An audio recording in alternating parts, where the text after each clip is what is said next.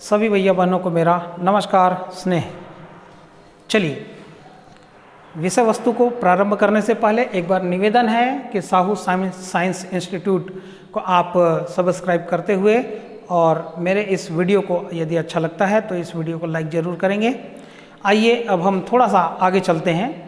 कल आपने प्रयोग करके देखा क्या कि आपने कुर्सी में, प्लास्टिक की कुर्सी में बैठकर और जो है थोड़ी देर के बाद जब घर्षण के पश्चात कोई टच करे आपको करंट लगे, इसको नहीं किया होगा तो आपने कंघी का प्रयोग किया होगा।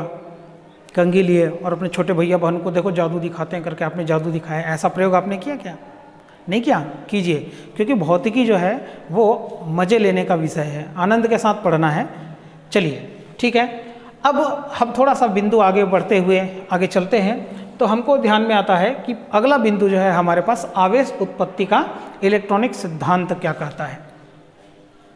हमको मालूम है कि दुनिया में जितनी भी प्रकार की वस्तुएं हैं वो कहीं ना कहीं किसी न किसी प्रकार के तत्वों से मिलकर बनी हुई हैं, और हमने आवर्त सारणी में इन तत्वों के बारे में पढ़ा हुआ है। तो कुल मिला के किसी भी प्रकार के तत्व में और इलेक्ट्रॉन, प्रोटॉन, न्यूट्रॉन पाए जाते हैं, हम ये बात भी जानते हैं। अब हम प्रोटॉन और न्यूट्रॉन के बारे में बात ना करते हुए हम बात करेंगे इलेक्ट्रॉन, क्योंकि जो हमारा फिजिक्स है वो प्रोटॉन और न्यूट्रॉन पे ज़्यादा चिंता नहीं करता है। ये हमारे लिए चिंता का विषय नहीं है। हमारे लिए चिंता का विषय है इलेक्ट्रॉन, क्योंकि इसी इलेक्ट्रॉन को लेकर हम पूरा जो विद्युत है इस विद्युत पाठ को पढ़ने वाले हैं।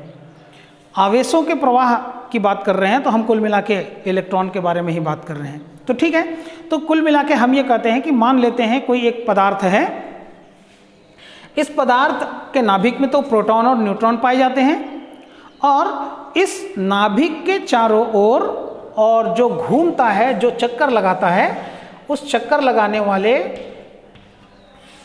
अगले कण को हम क्या कहते हैं?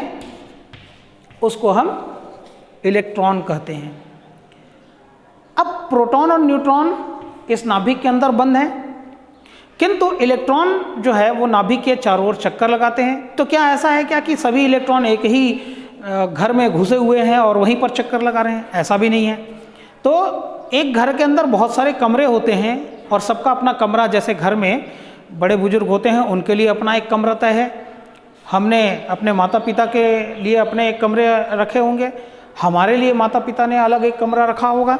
तो उसी प्रकार से जितने भी इलेक्ट्रॉन होते हैं वो इलेक्ट्रॉन भी उनके लिए कक्ष, जो उनका कमरा होता है उसको कक्ष कहते हैं, उस कक्ष में चक्कर लगाते हैं। तो ये अंदर का कक्ष है, बाहर का कक्ष है, इसके और बाहर कक्ष होता है।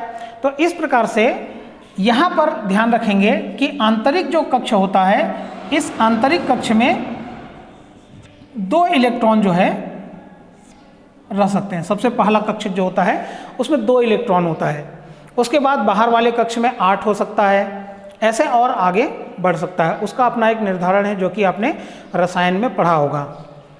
अब मान लिया जाए ये कोई पदार्थ है, इस पदार्थ में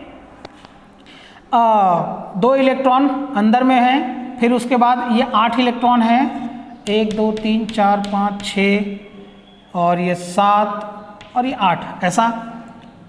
अब यहाँ पर ये अपना अष्टक पूरा कर लिए हुए हैं, इसमें एक कक्षक और है बाहर में मान लीजिए। अब इसमें ये जो बाहर का एक इलेक्ट्रॉन है ये अपने कक्ष में चक्कर लगाएगा, अंदर वाला अपने में लगाएगा, उससे अंदर वाला अपने में चक्कर लगाएगा। तो जो इलेक्ट्रॉन आंतरिक कोशों में होते हैं, अर्थात जिनको निकाल पाना संभव नहीं है, आप थोड़ा सा प्रलोभन देके इस इलेक्ट्रॉन को बाहर निकाल सकते हैं। प्रलोभन देना मतलब बाह्य माध्यम से ऊर्जा देने की बात कर रहा हूँ मैं। लेकिन इन इलेक्ट्रॉनों को जिनका अष्टक अंदर में पूर्ण है ये बाहर नहीं निकलेंगे। तो ऐसे इलेक्ट्रॉन जो आंतरिक कोशों में होते हैं और पूर्ण रूप से बंधे हुए होते हैं, ऐसे इलेक्ट्रॉनों को हम बद्ध इलेक्ट्रॉन कहते हैं। और रहा सवाल ये अंतिम इलेक्ट्रॉन को, जो बेचारा बेरोजगार टाइप से केवल अकेला है, तो इस इलेक्ट्रॉन को ऊर्जा देकर, जब हम किसी बाह्य माध्यम से ऊर्जा देते हैं, हम विद्युत सप्लाई करते हैं, तो ऊर्जा ग्रहण करके ये जो इलेक्ट्रॉन है, ये इलेक्ट्रॉन अपना घर छोड़कर दूसरे के पास चला जाता है।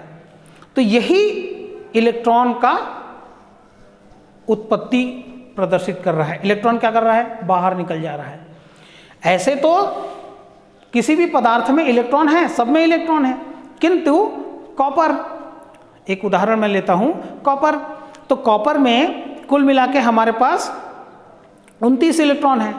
तो बाह्यतम कक्ष में जो इलेक्ट्रॉन है वो इलेक्ट्रॉनों को या तो बाहर खींच के निकाला जाए या तो उसमें इलेक्ट्रॉन अंदर जाए। तो ऐसा इलेक्ट्रॉन का अंदर बाहर होना ये क्या कहलाता है, आवेश उत्पत्ति कहलाता है, और इसे ही हम आवेश उत्पत्ति का इलेक्ट्रॉनिक सिद्धांत कहते हैं।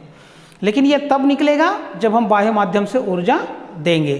तो बाह्य माध्यम से किसी भी पदार्थ के परमाणु को जब इलेक्ट्रॉन दिया जाता है तो बाह्यतम कक्ष में जो इलेक्ट्रॉन होते हैं वो ऊर्जा ग्रहण करके और मुक्त हो जाते हैं, और ऐसे सिद्धांत को हम कहते हैं आवेश उत्पत्ति का इलेक्ट्रॉनिक सिद्धांत। इसके बाद हम थोड़ा सा आगे चलते हैं, जो कि हम बहुत पहले से हम इसके बारे में पढ़ते हैं, चालक।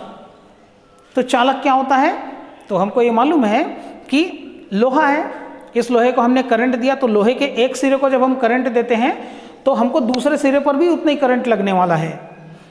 तो लोहे के एक सिरे को हमने करंट दिया, दूसरे सिरे को हम छूते हैं तो हमको करंट लगता है, तो इसका मतलब आवेश का प्रवाह उसमें हो रहा है।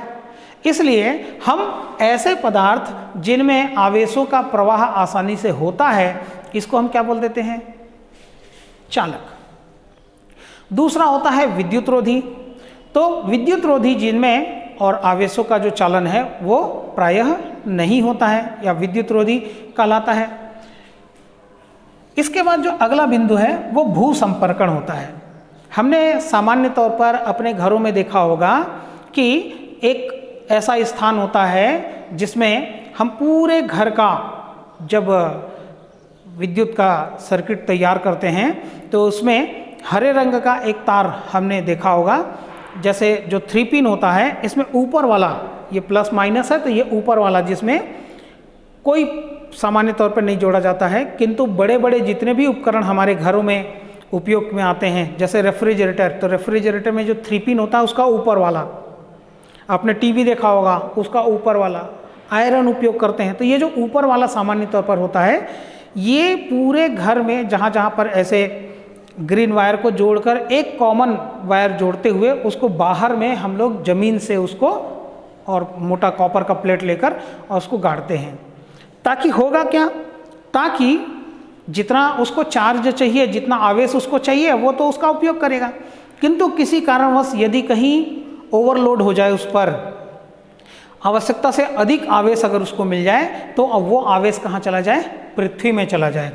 तो अगर मान लिया जाए ये कोई एक चालक है, इस चालक को हमने धनावेश दिया हुआ है, अब इस चालक को यदि मैं पृथ्वीकृत कर देता हूँ तो क्या हो जाएगा, एक्स्ट्रा जो चार्ज अगर किसी कारणवश कहीं और से आता है तो वो जो एक्स्ट्रा चार्जेस हैं वो कहाँ चले जाएंगे, पृथ्वी में चले जाएंगे, क्योंकि हमको मालूम है कि जो पृथ्वी है वो दुनिया का सबसे बड़ा ऋणावेशी चालक है। इस कारण से वो धनावेश को अपनी ओर ले लेगा और एक ऋणावेश भेज देगा, ठीक है। तो इस प्रकार से इस प्रकार की ऐसी जो घटना है वो प्रायः हमको अपने घरों में या बड़े बड़े क्षेत्रों में ऐसा देखने को मिलता है। हमारे घर में हमको ये देखने को मिल जाएगा, कभी आप स्विच बोर्ड खोलिए और स्विच बोर्ड खोलने के बाद थोड़ा इंजीनियरिंग कीजिए, उसमें देखिए कि हरे रंग का वायर जो है किसके किसके साथ जुड़ा हुआ है।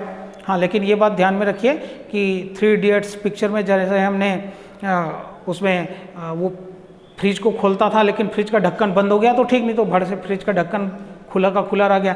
तो ऐसा नहीं करेंगे, स्विच बोर्ड जो है वो खोलकर अगर देखना चाहें तो बड़े लोगों के साथ थोड़ा सा करेंगे, नहीं तो फिर पता चला क्योंकि करंट का मामला है तो फिर वो हमको क्षतिग्रस्त कर सकता है।